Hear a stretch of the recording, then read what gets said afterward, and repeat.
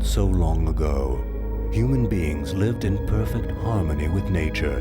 They would only take what they needed to live, even if Mother Nature was sometimes unkind. This could have lasted forever, but our civilization came, and almost all those populations have now disappeared. Desertification, genocide, assimilation, exile threatened those who are a vital part of mankind's collective memory.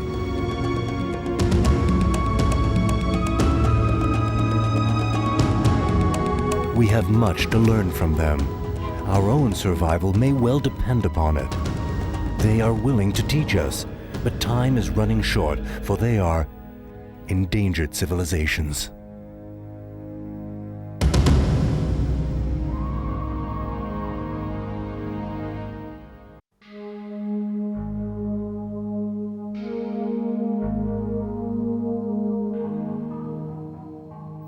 All over the world, there are people whose only wish is to live a peaceful life. However, circumstances often conspire to prevent this and make life difficult. This story is an example of such circumstances.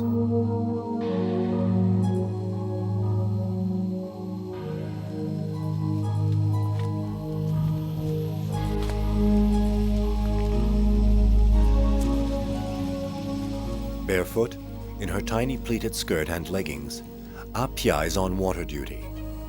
Inside the hollow bamboo tubes, she's carrying almost her weight in water. In Aka country, life is simple but tough. Apia lives in Thailand at the Burmese border, on the edge of the Golden Triangle.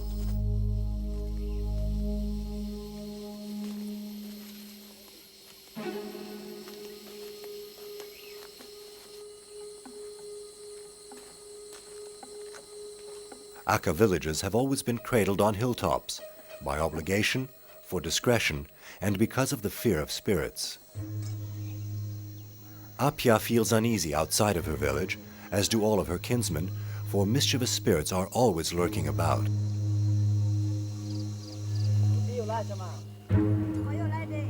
Her friend Azur is off to set traps. He's going deep into the forest, into the hostile world.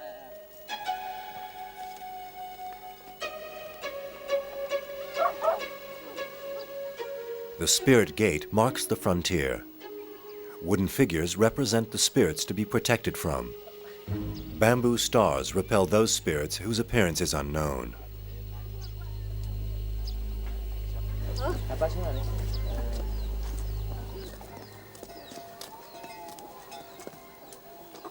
The village has been built as high as possible. About 30 solid houses with thatched roofs surround a central square, set high on pilings to protect the livestock.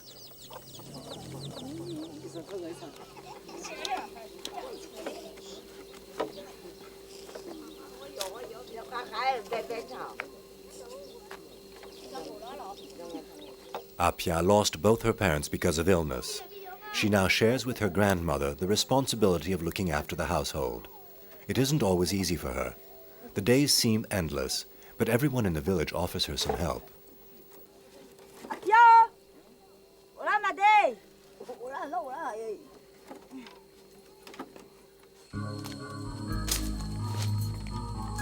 Hazur is Aka too, an Aka man. All of the important work is his by right. Hunting, setting traps, pipe smoking, and talking with his friends is the important work. A woman deals with the trivial day-to-day routine.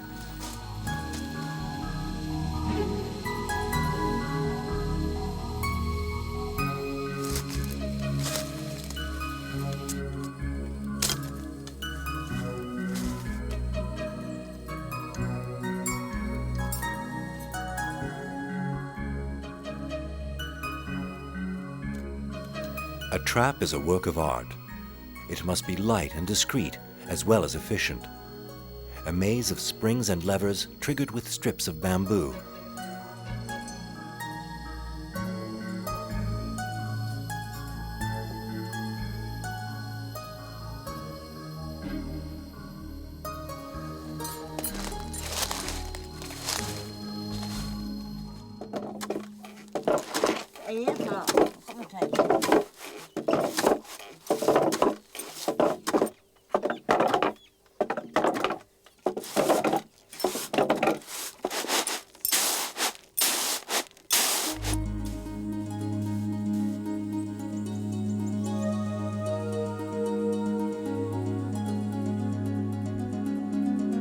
Held tightly to a framework that nearly touches the ground, the thatched roof covers a partitioned space.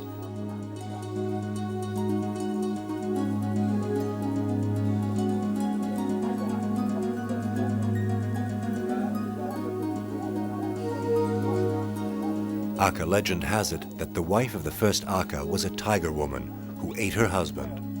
Maybe that is why, inside the houses, the men sleep apart from the women, happily enduring all accusations of machohood.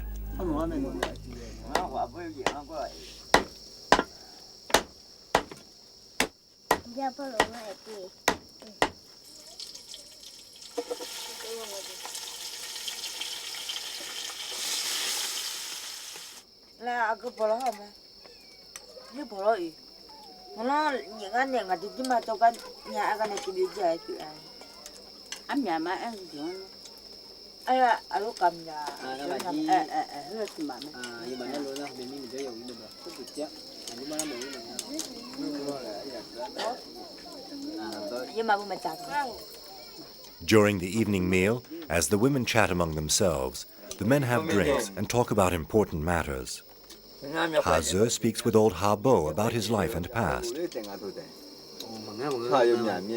The Aka's sins are easily spelt out. They want to be alone, and they know how to farm. Ha Bo's life is a summary of the difficulties the Aka have endured.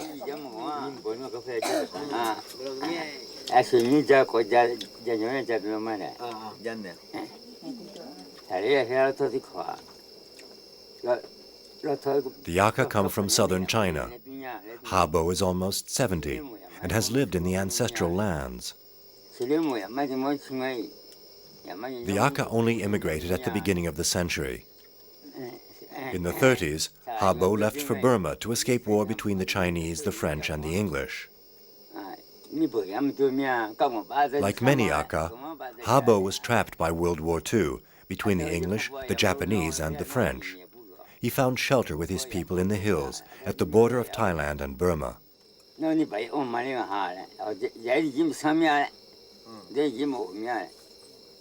the 50s, Ha Bo was told to grow opium in the hills of the Golden Triangle. He turned down this compulsory and dangerous work.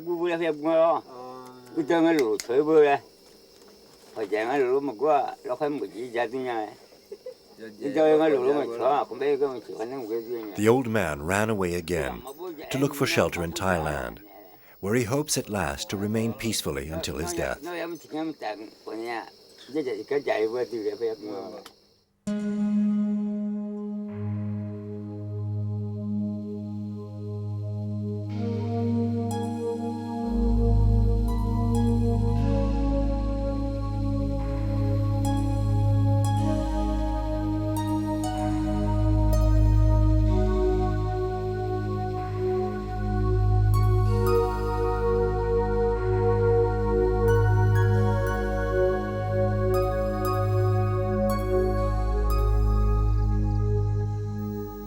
It's just after daybreak, and the village is already hard at work. Unlike their Yao and Meo neighbors, who are stock breeders and traders, the Aka are farmers. There's grueling work all year long, and their future depends entirely on the success of the harvest.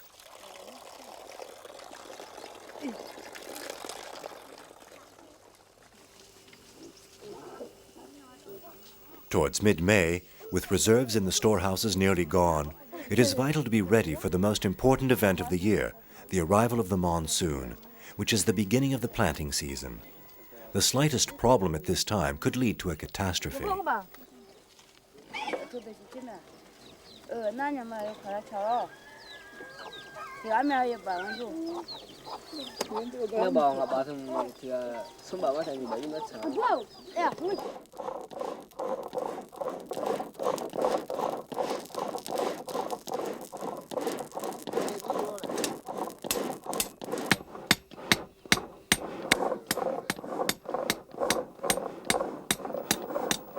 As the rains approach, the first to be involved is the blacksmith, or bazi. No one else in the village knows how to work iron, to repair tools, or, if there's money, to make new ones. The job gives him status in the community, even though the advantages are few in number. In exchange for his work, the Bazi gets a few sacks of rice, some object, or a few hours' work in his field.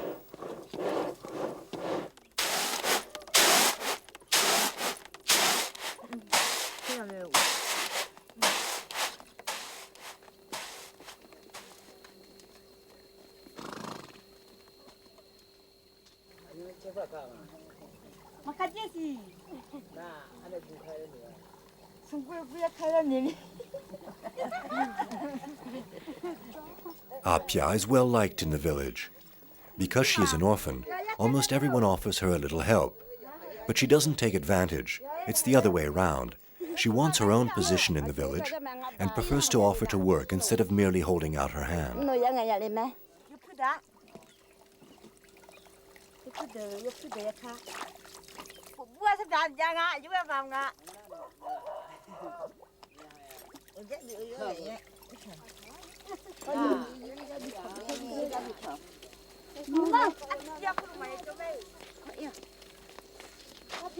The young girl obviously has character, which Hazu has noticed. He happily makes regular visits. In fact, the young man is courting her, discreetly but insistently.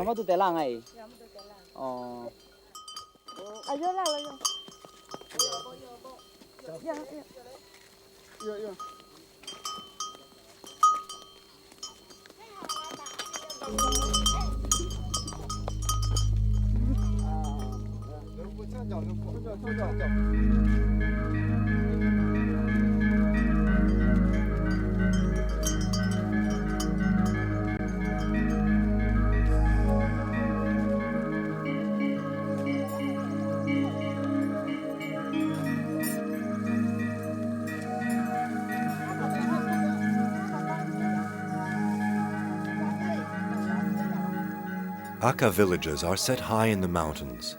The truly arable lands are isolated far from the villages and often perched in steep places. Exceptional efforts are needed to work these lands. In fact, the Aka are the acrobats of agriculture. At the approach of the monsoon, the land must be worked, the seeds must be sown, and the soil prepared to withstand the rains.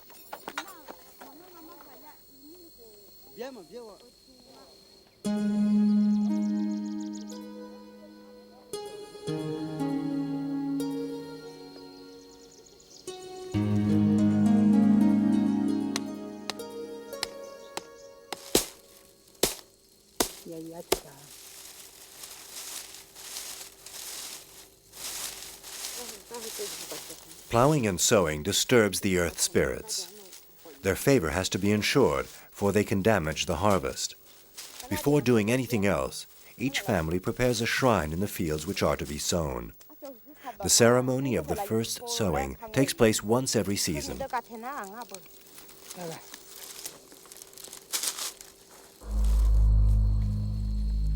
The Aka are exceptional farmers.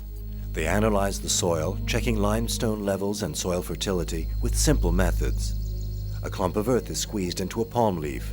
If the soil sticks, it is ready. Otherwise, it's no use.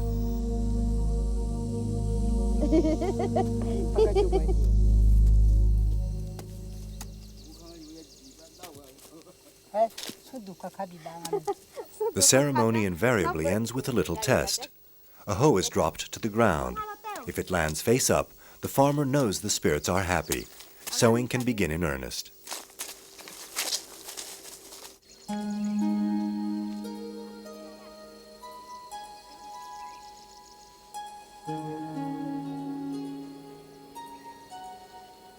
Some fields have slopes of up to 45 degrees, and traditional methods of farming, such as terraced paddy fields or irrigation canals, are useless. The Aka are special in their gift for growing rice, corn, and vegetables on slanted fields, in defiance of the violent monsoon rains.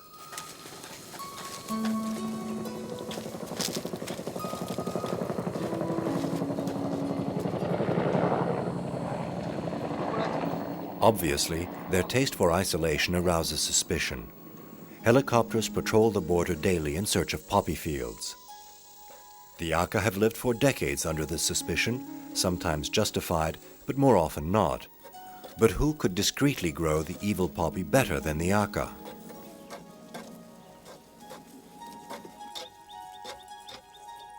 nó cái cơ gì đó. Gì đó.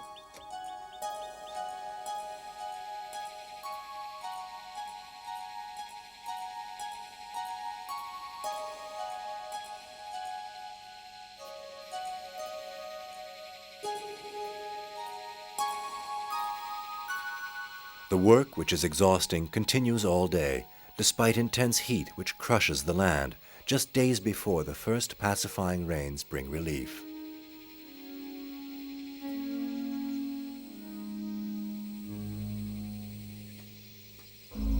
Slash and burn farming causes deforestation and disfigures the environment, but there is no other way. There are 2 or 3 harvests every year, making maximum use of the soil. A few years of this, and the land is nearly sterile.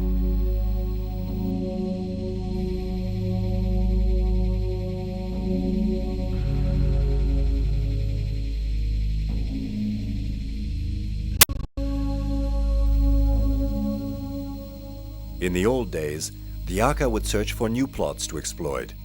But today, the government won't let them clear any new land. All forests have been declared national parks, and felling trees is forbidden.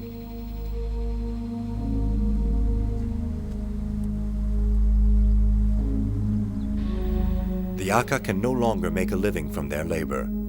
Hoping to avoid deforestation and to have more control over the area, the government would like the Aka to move down into the plains, learn the language, and become Thai citizens. The Aka are immigrants without documentation, who only wish to live in peace.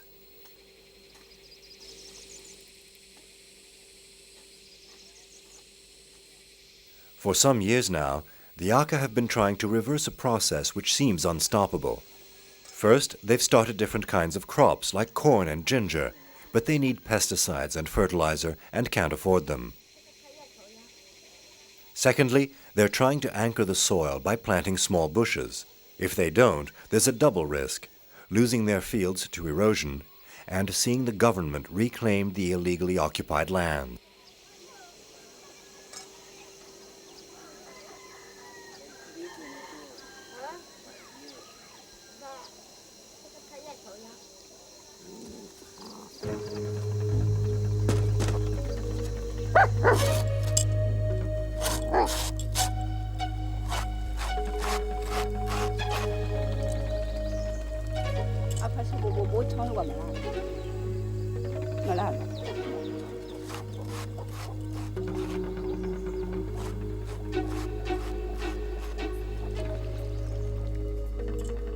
During the day, while the parents work in the hills, the children and the older people stay with each other in the village. It's a time for the elders to indulge in old habits.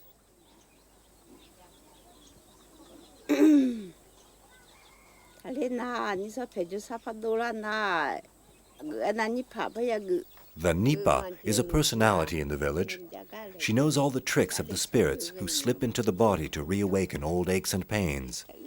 Her methods, including body massage and laying on of hands, along with a little advice, are sometimes quite efficacious.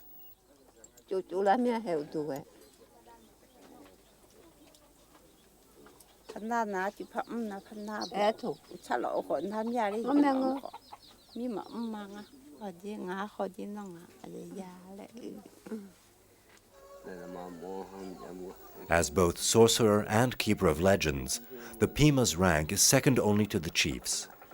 He also has secret ways of removing sickness. Chants in Lolo, the ancestral tongue, understood only by the Pima. He has already chosen his successor, but none of the villagers know who it is.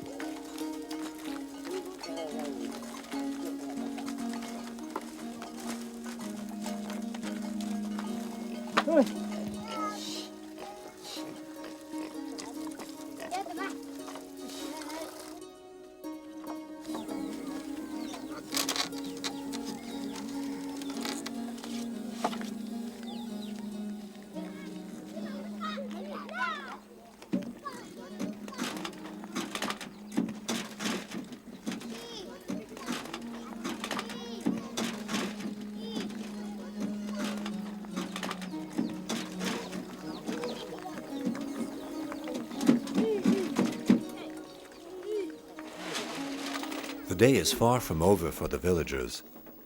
Whenever they're free from helping their parents, the children and teenagers play games they've invented. Sometimes they're the only ones who understand the rules.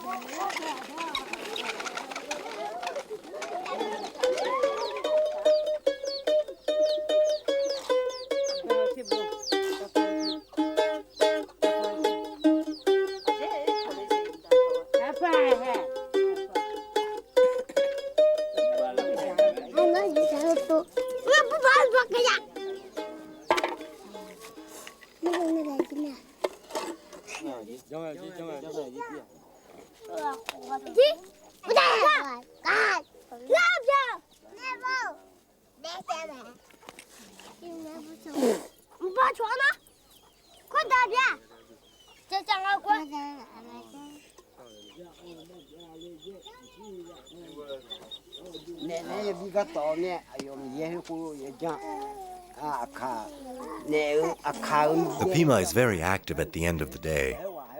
Children gather round to listen, maybe for the umpteenth time, to the legend of the great southern migration of the Aka. The epic seems to be endless. The battles are extraordinary, the victories magnificent, and the episodes are innumerable.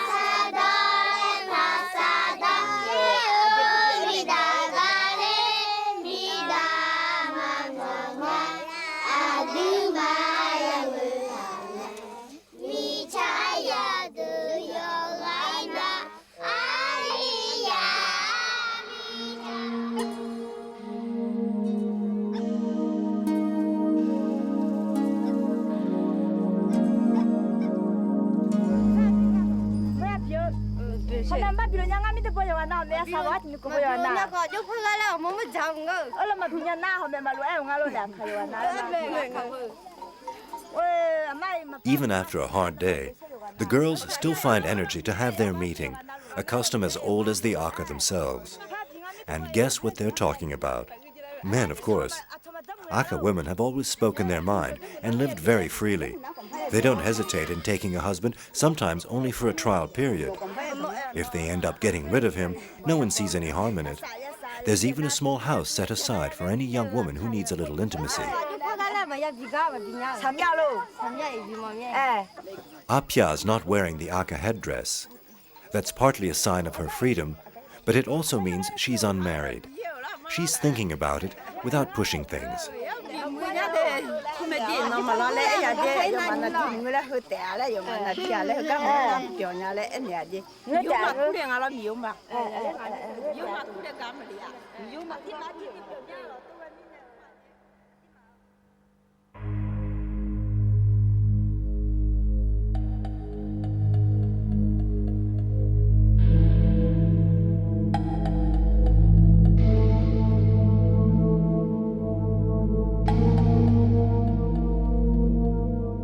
The English and the French governments are entirely responsible for the cultivation in the Golden Triangle.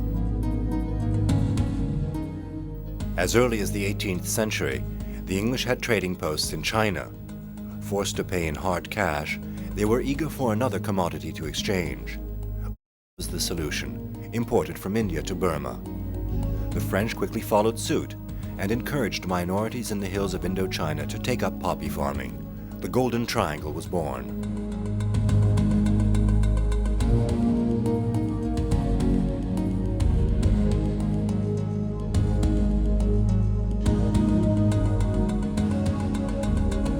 The trading posts of French Indochina generated incredible profits. Figures show that 25% of the French colonial budget was covered by selling. France became one of the biggest drug traffickers in the world, quite legally. After World War II, the Chinese reclaimed the market. The Aka were forced to increase production, but the buying price was lowered. The Aka were trapped. Around 1960, one man openly revealed his ambition to rule the market. Raising an army of over 10,000 men, Khun Sa imposed his law on the local minorities. Khun Sa mocked the Thai and the Americans too, when he offered to sell them his entire production every year to put an end to the international trade. In 1994, Khun Sa controlled 1,200 tons, or 120 tons of pure. But after harassment by the Burmese army, Khun Sa gave himself up in December 1995 and was able to buy his freedom by paying Burma $100 million, equivalent to twice the cash reserves of the Burmese National Bank.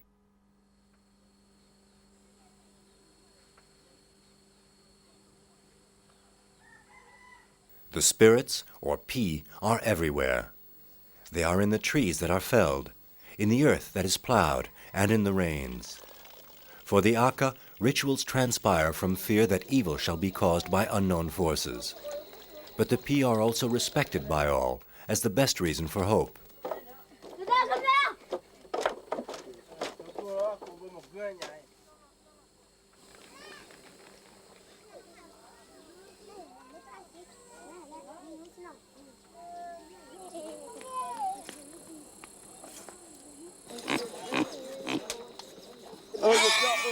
Two days ago, a man arriving at his field found it did not feel right.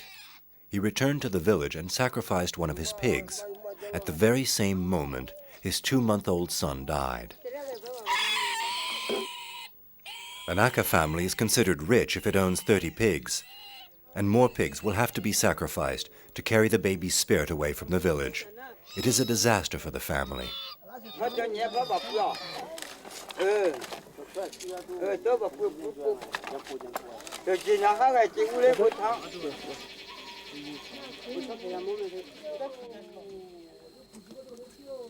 Having purified the smallest of the pigs, offerings are placed at its head, leading towards a leafy construction which is the symbol of the netherworld. The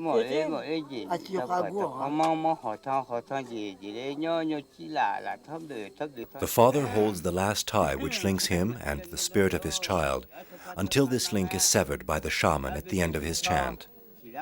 The father won't be present at the end of the ceremony.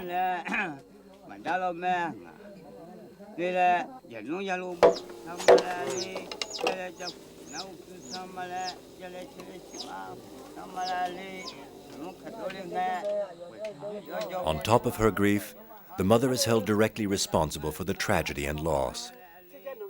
Following tradition, she is kept apart from the ritual and from any relationship for 2 long months.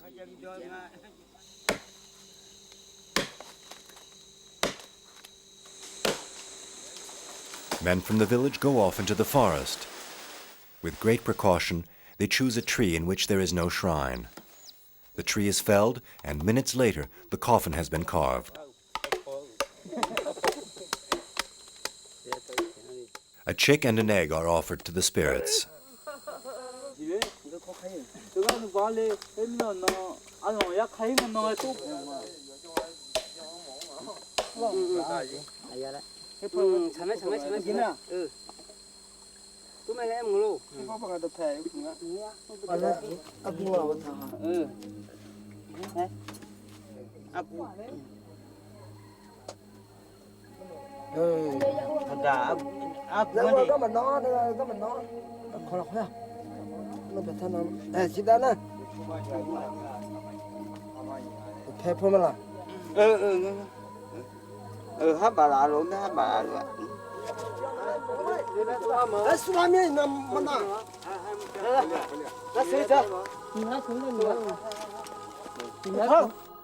The youths and adults go to the graveyard, which is very far from the village. No one likes to remain in this place for long. The little boy's brother officiates at the end of the ritual.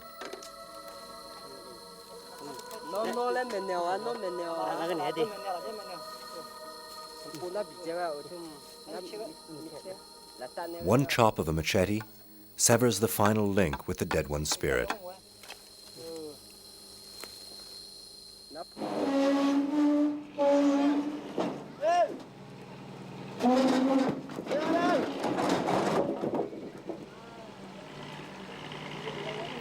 Modern life is catching up with the Aka, even though the roads are still fairly impassable. Electricity has arrived in almost all of the villages of the area. In a couple of months, it'll be here too.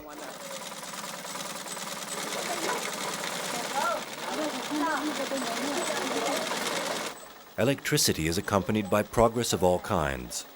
Hundreds of non-governmental as well as governmental organizations are set up to provide the bare necessities as soon as possible. Education in Thai and training are among the main priorities to give the Aka other alternatives to farming. Many adapt very quickly, while others still have problems handling modern machines, which often refuse to work.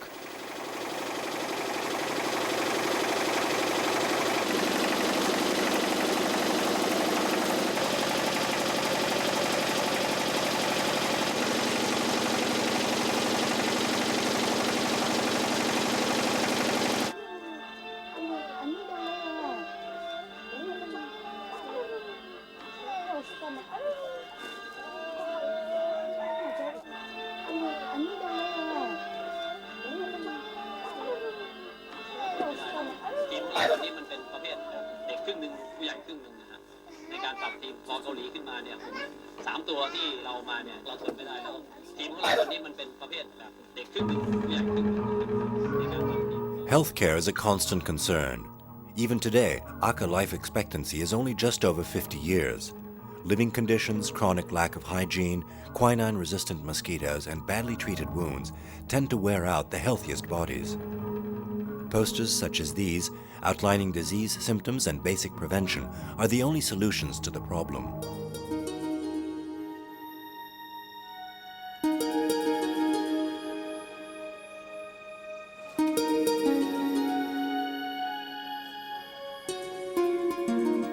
Another problem remains in the forefront: opium addiction. Although the authorities don't bother the elderly, some of whom have been consumers for decades, they believe it's getting worse among the young. Some initiative has been taken to care for victims and their families.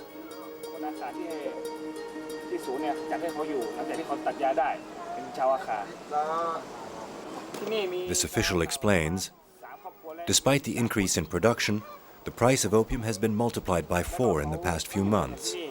The family budget goes up in smoke, and their wives and kids are left without food. It's a disaster. We've taken in 4 Aka families. They're here because the men were addicted. Here on our farm, they can grow rice and corn.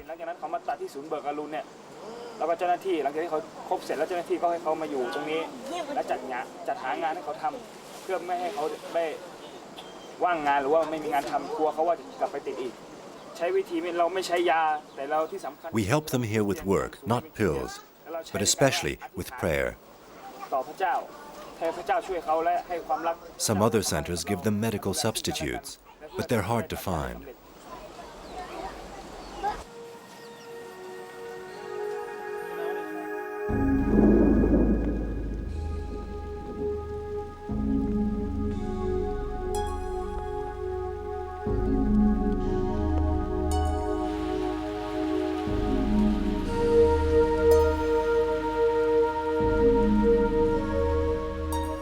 The monsoon's here at last. It's a very delicate moment for the crops. If the monsoon's too strong, the seeds and soil will be scattered. If it's too late, the sun will roast the growing shoots. If it's too weak, there won't be a big enough harvest. Now's the time to get along with the spirits.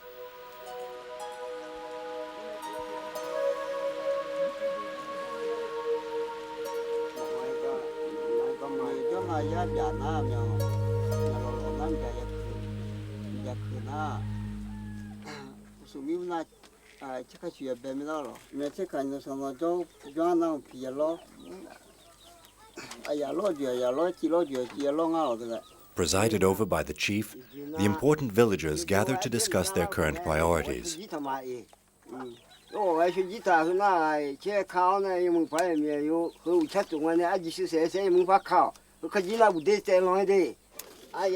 The Pima immediately seizes his chance to say that the most important thing is to make offerings, especially to the spirit gate, as it is between the world of men and the world of souls.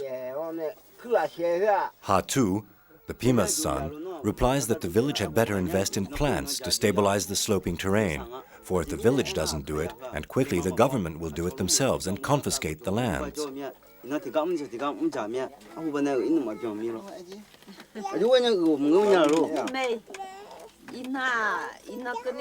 The Nipa believes that the offerings must be made and that the animistic traditions of the Aka should be upheld.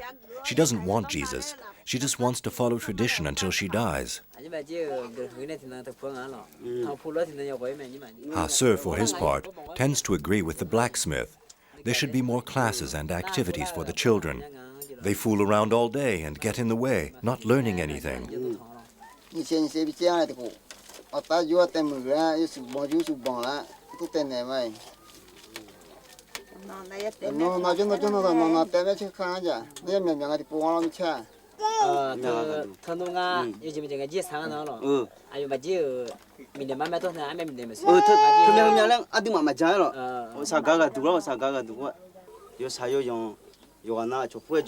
Hatu, still worried about the land, speaks up again about the children and their future. What'll happen when we have to parcel out the land? None of our children will have enough to feed their own families. And who'll do the splitting up? The elders again, like in the old days? Ale does not agree. It's up to the elders to decide. They're wiser than anyone else.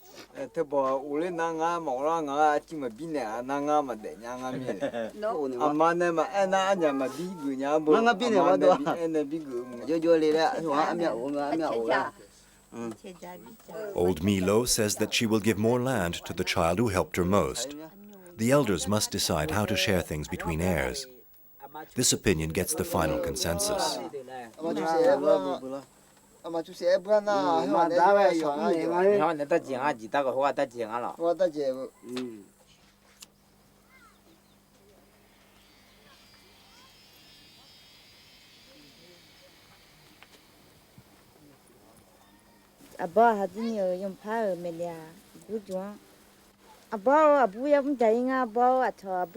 The Pima is visited by Apia.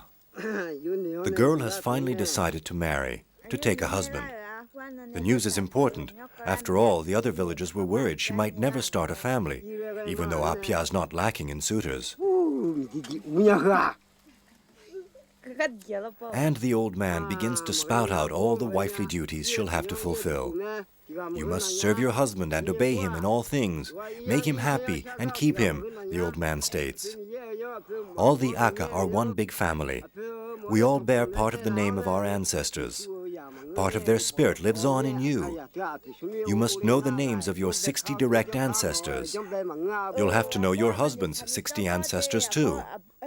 Apia replies that she relishes her freedom, and this doesn't sound like much fun, but she doesn't have much of a choice.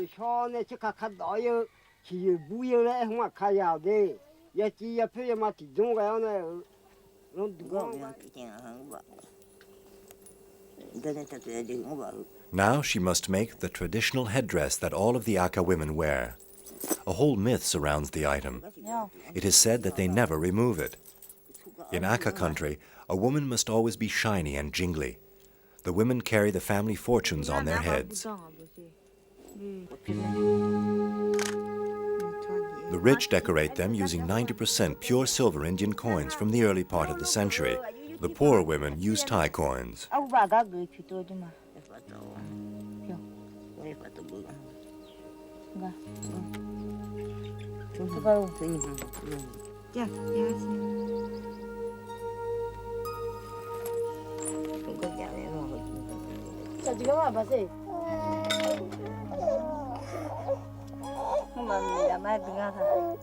An extra activity is added to the daily chores. The young girls are making their headdresses, with help from the older women. Everywhere in the village, they sew and embroider scraps of material, decorating them with coins and seashells, which are extremely rare in these parts. It's going to be quite an event.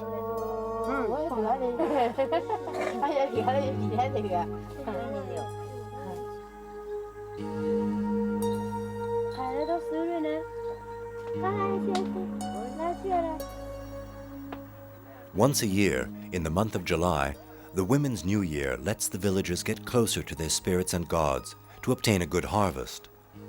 It also gives the young girls an occasion to dress up, for the first time in public, in the headdresses that make them true women. The event is of the greatest importance. 呀，thiếu了木，就大家没那，哎呦，我就做出门用那洗鸡腿。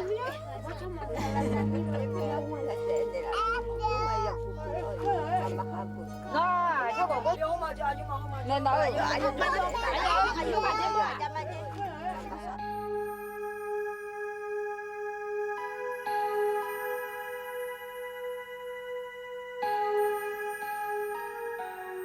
，The Women's New Year has come at last. The festival will be 3 days long.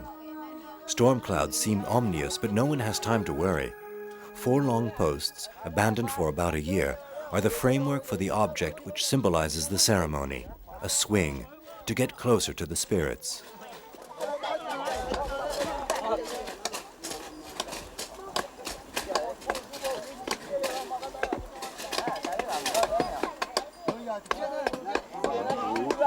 The old wooden framework is taken down in a few minutes.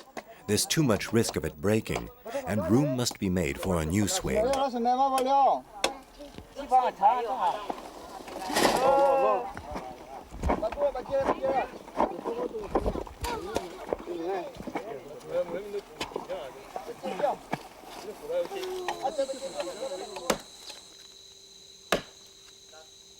Some men have gone to the forest to carefully choose and cut down a few strong trunks, having made an offering to beg forgiveness from the spirit of the trees.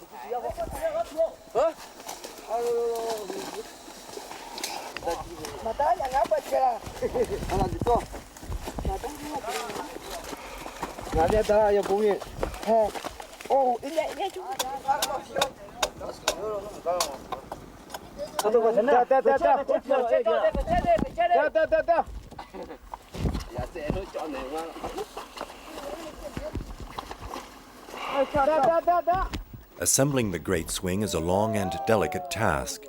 The blacksmith takes charge of weaving the rope with strong black vines, well known for their strength.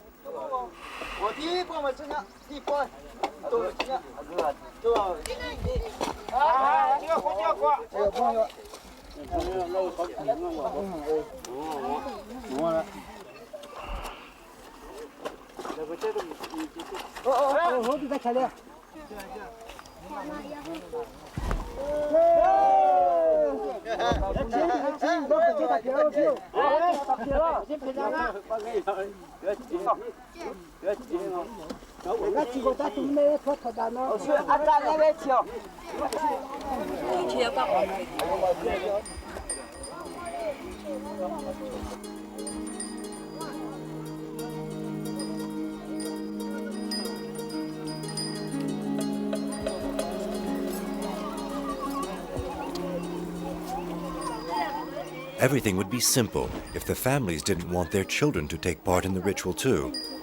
There's no official style book, but the result in front of each house is a miniature swing.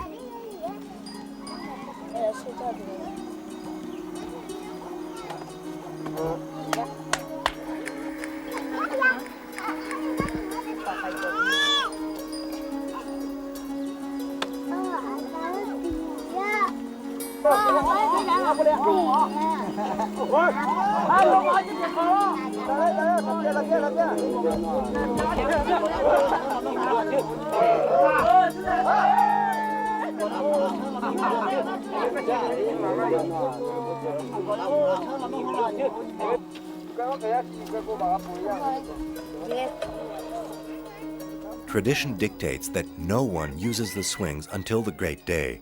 Well, almost no one.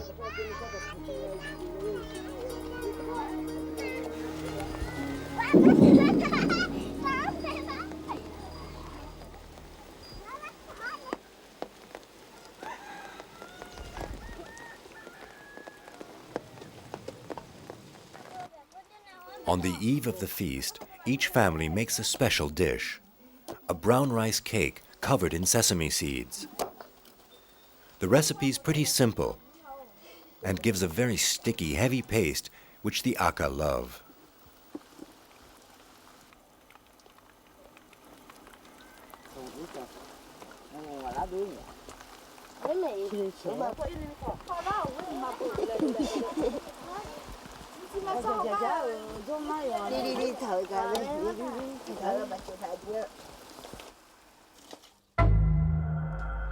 The Aka actually eat very little meat, for their livestock is a status symbol to be preserved. They are severely deficient in protein and vitamins, and even today the children suffer from beriberi, victims of the food shortages endured by their mothers when they were small.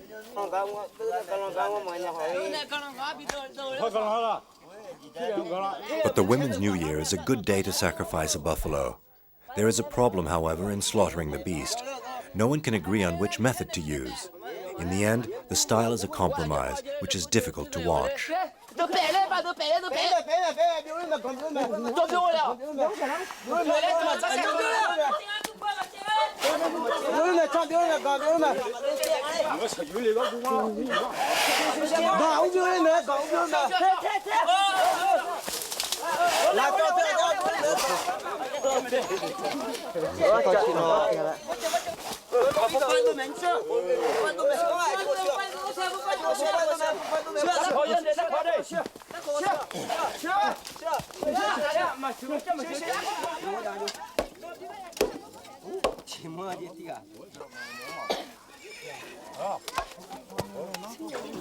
It takes 30 minutes to slaughter the beast. The pima comes to check its age. It's about 20 years old and weighs a good 800 pounds. Each family contributed about $10, for a total of about $500. 60 cents per pound, a pretty good deal.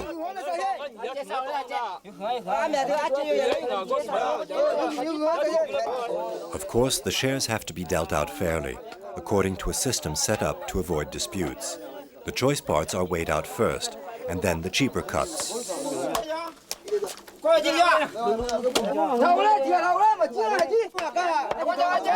There is some litigation, but the village shows great solidarity. The larger and poorer families do get a small advantage.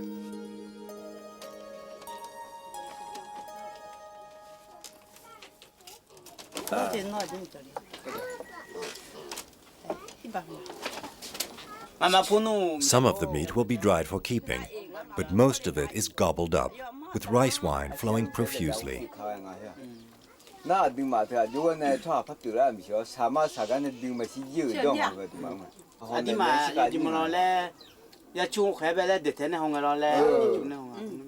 The ritual dinner is served.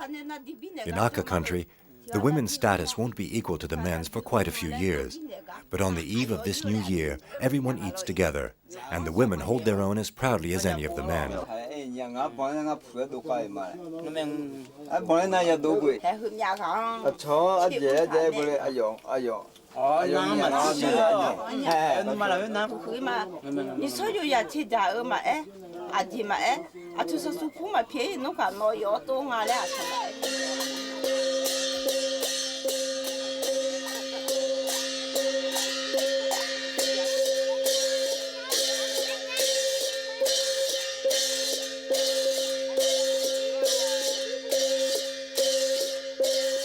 The older women, always ready for a little fun, spin the younger ones into an improvised midnight dance.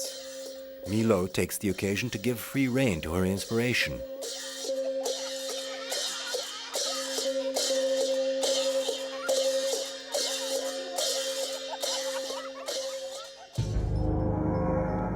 The spirits are in everything. May they also be with us now, for today is the big day. The sky is auspicious, for exceptionally, the sun is shining upon the village. Apia is slightly tense, but she's doing her best to hide it. The clothing she's made with her grandmother is quite stunning.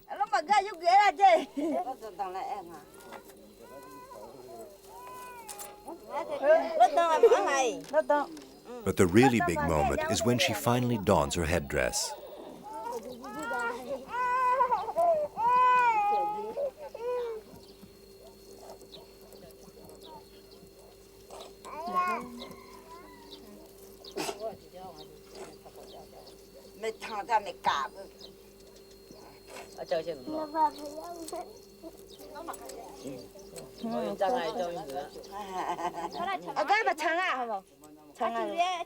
Ha Zu just happens to walk by the house.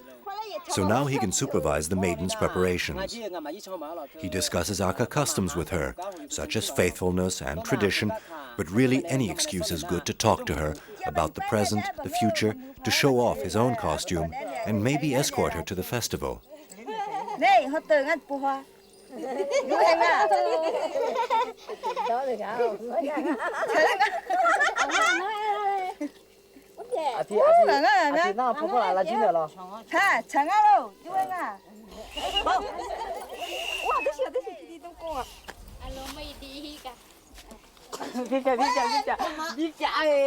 The villagers gather together, while the younger girls, who are still bareheaded, discreetly try out the swing.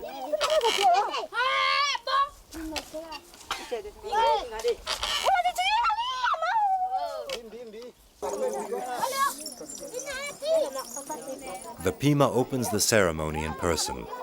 Despite his 65 years and his bad physical condition, the old man puts his heel to the rope and launches an invocation, playing a game for which he's a bit old.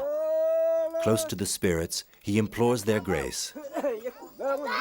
Breathlessly, he manages to utter the magic words which beg for a successful harvest.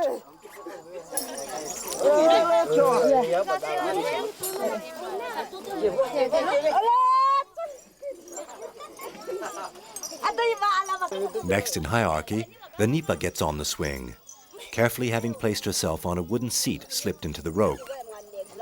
The old lady rings off an old Aka song of prosperity.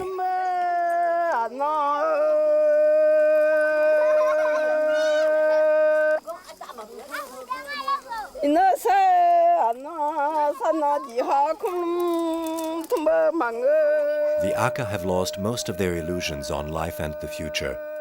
The swing festival is probably the last moral value still cementing their community together.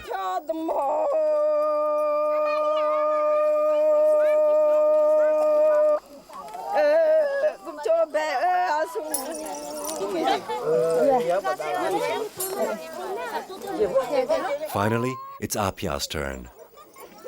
The young girl is in 7th heaven.